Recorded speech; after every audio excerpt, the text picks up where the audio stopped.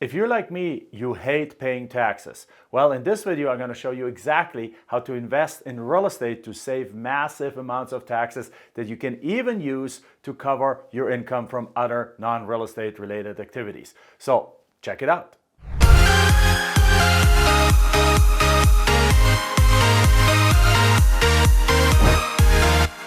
So right now, I'm going to show you how to invest in real estate and save massive tax amounts, and not only in that real estate project, but also have those tax benefits so big that they actually can help shield your W-2 income or profits from other kind of investments. I'm going to show you how to buy these properties right, how to sell these properties right, and really do everything right. So at the end of this video, you will know how to invest in real estate and pay almost or absolutely no taxes. All right, let's get going.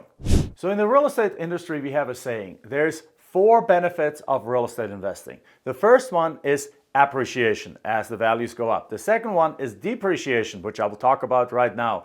The third one is cash flow, which obviously is beautiful. And the last one is actually loan pay down. So what we're going to focus on today in this video is actually the second one and a few things around it. So the very first thing is that when investing in real estate, you can actually write off a lot of things. As a W-2 employee, you cannot write off many things. But the moment you invest into something, you become a business owner.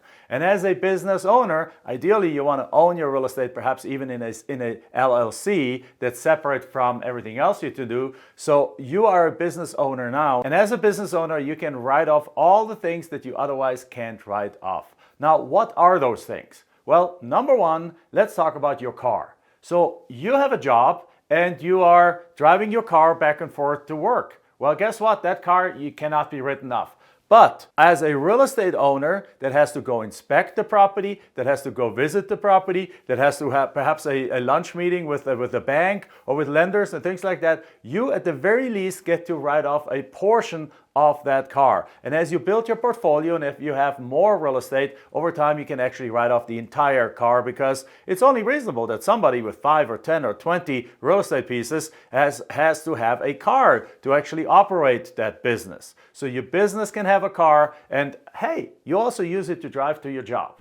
Now, the second thing is also any kind of like office supplies that you buy for your family, for your kids, you can write that off. Now, on top of it, any kind of management expenses, you write them off. I mean, if you think about it, make a list of all your expenses and then start looking for ways that you can actually make a reasonable case for having to actually spend that money for your business. And if you can, most likely the IRS will allow you to write it off. So right there, you have taken now a bunch of expenses that you had in your personal life, and you were able to actually now deduct them from your taxes. That's our part number one.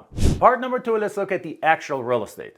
When you buy a piece of real estate, you typically get to write that off over 27 and a half years.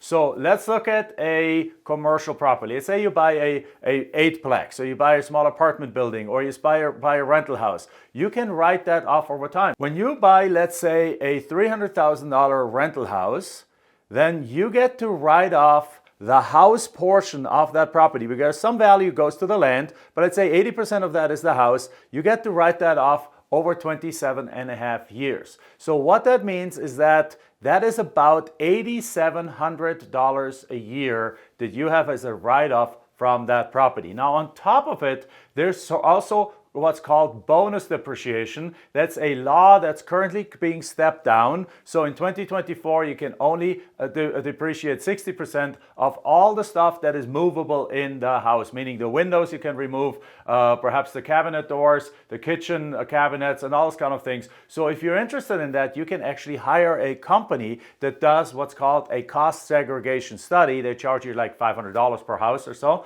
But then what they can do is typically they take about 20% of the value of the house, again, not the land, and you can write that off right away in the very first year that you own that property. So if that property is worth, that house is worth $300,000 with the land, and 80% of that is the house, so that's therefore $240,000. Well, 20% of $240,000 is $48,000. So right there you get a write-off of $48,000 in year one of buying that property.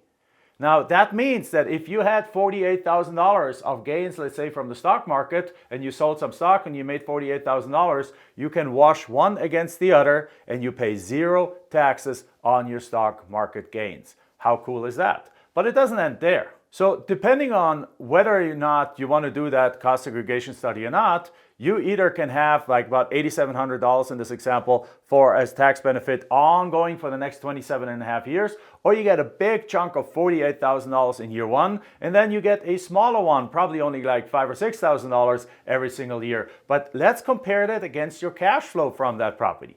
Let's say that property produces a $500 a month net cash flow coming to you. So $500 a month is $6,000 a year.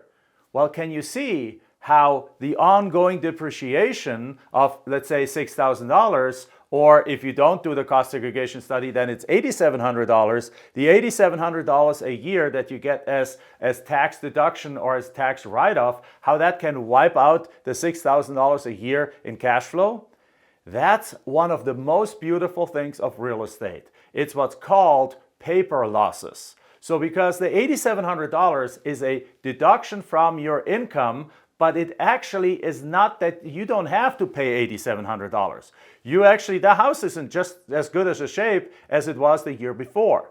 So you get to subtract from your taxable income $8,700, but at the same time, you got $6,000 in cash flow. So this $6,000 is now tax-free in your pocket, which is absolutely beautiful.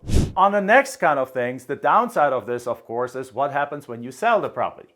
Well, when you sell the property, the IRS says, well, exactly that. The house isn't just as good of a shape when you sell it as when you bought it. So therefore, you've gotten all this benefit, so you have to give that benefit back when you sell it. It's called recapturing of depreciation.